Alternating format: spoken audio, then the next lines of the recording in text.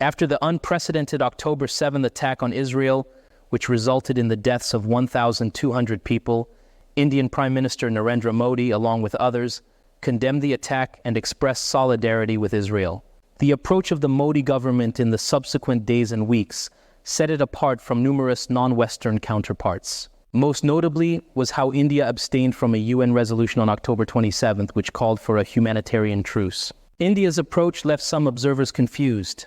Firstly, the Indian government's notably restrained response to the relatively high death toll in Gaza was a departure from its support for Palestinians, which dated back to 1948. Even as India and Israel strengthened defense and commercial ties in recent times, New Delhi's historical connections tempered its support for Israel. Secondly, during its presidency of the G20 in 2023, India signaled its aspiration to champion the concerns of the developing world. Historically, India's relationship with Israelis and Palestinians has been distinctly different. During India's struggle for independence from British rule, the Indian anti-colonial movement actively supported Palestinian nationalists. In 1947, India proposed a plan advocating for the creation of an independent federal state of Palestine, complete with constitutional safeguards for the Jewish minority. This proposal was influenced in part by post-colonial reservations regarding the establishment of what was perceived as a settler state in the former British Mandate for Palestine.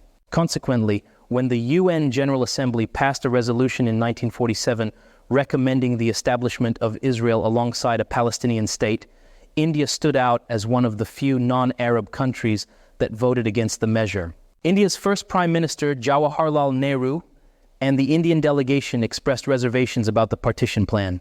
They understood that through the plan, there was potential for religious conflict and the displacement of Palestinian Arabs. This approach was also aligned with India's commitment to secularism, as well as concerns about potential repercussions in a region with diverse religious communities. It should be noted that this was in light of the recent violent partition of India in 1947, which resulted in the creation of Pakistan.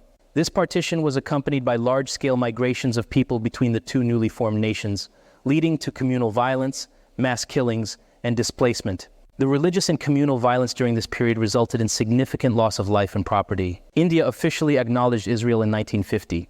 Interactions were, however, limited, and diplomatic relations were not established immediately. Nehru had concerns about potential opposition, not just from the Muslim population, but also from other segments of Indian society and within the international community. In addition to this, he was a strong advocate of non-alignment in foreign policy. During his tenure, India tended to avoid aligning too closely with any particular bloc. Nehru was supportive of the Palestinian cause, and this influenced India's approach to Israel.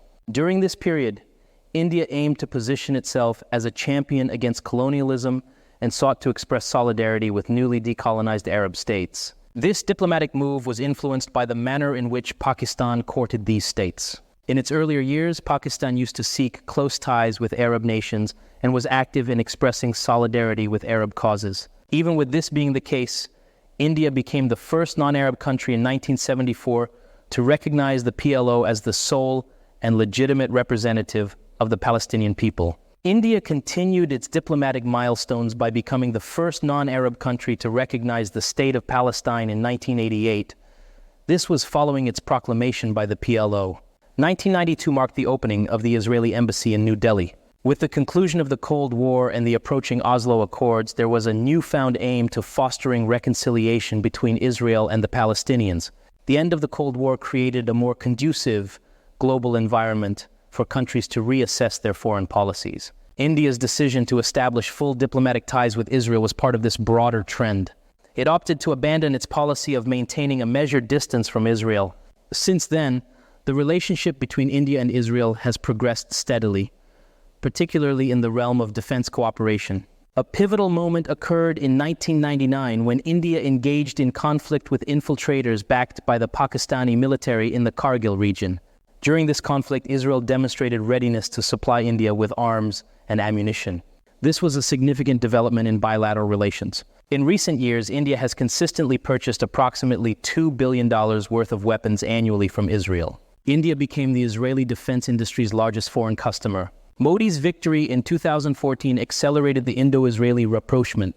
While preceding administrations had discreetly handled their interactions with Israel, the Modi government adopted a more open approach. In 2017, Modi became the first Indian prime minister to visit Israel. This was reciprocated with Netanyahu's visit to Delhi in 2018. The ideological alignment between the two right-wing leaders has become more conspicuous compared to previous governments. Members of Modi's BJP have long viewed Israel as a potential model for a religious nationalist state, contrasting with India's founding principles as a secular and multi-religious nation. The BJP is closely linked to Hindutva, an ideology that seeks to establish the cultural and political dominance of Hindus in India. Israel's emphasis on a strong national identity rooted in a specific religion aligns with the BJP's vision of a Hindu-centric identity for India. The BJP has historically advocated for the promotion of Hindu values and cultural identity within the Indian state. They also admire Israel's robust security and military capabilities, considering them essential in the context of regional conflicts. Additionally, the historical and cultural ties between the Jewish and Hindu communities are sometimes emphasized by members of the BJP. Nevertheless, India has reasserted its backing for the Palestinian cause in recent times. In 2018, Modi achieved the distinction of being the first Indian prime minister to visit Ramallah in the occupied West Bank. Additionally, India has augmented its contributions to the UN Relief and Works Agency for Palestine refugees in the Near East. These diverse gestures aim to underscore India's position on the Israeli-Palestinian conflict for both domestic and international audiences. India nevertheless remains aware of potential diplomatic consequences. This has prompted Modi to engage with various Arab Gulf leaders. India thus faces the challenge of sustaining strategic defense and commercial connections with Israel while navigating its role as a leader in the global south. In recent years, both nations have witnessed increasing collaboration in defense, technology, and trade. Continued economic engagement, joint ventures, and shared expertise in areas like agriculture and innovation are anticipated. The relationship may also encounter diplomatic challenges influenced by global geopolitics, regional dynamics, and India's broader foreign policy considerations.